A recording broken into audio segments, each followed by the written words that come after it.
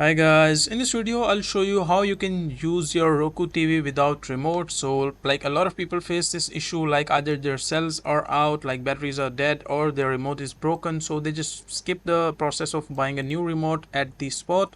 So if you face this issue, I'll tell you how you can solve it. So the other thing is just download the Roku mobile app to control your Roku streaming device. Like you can download it in Android or your like iPhone. Just go to the App Store or Play Store, and you will be able to download this device Roku mobile app. And once you download this app, like open the Roku mobile app and select remote. Open the Roku mobile app and select remote. To access remote, you can like use Roku mobile app as a remote to control your Roku TV.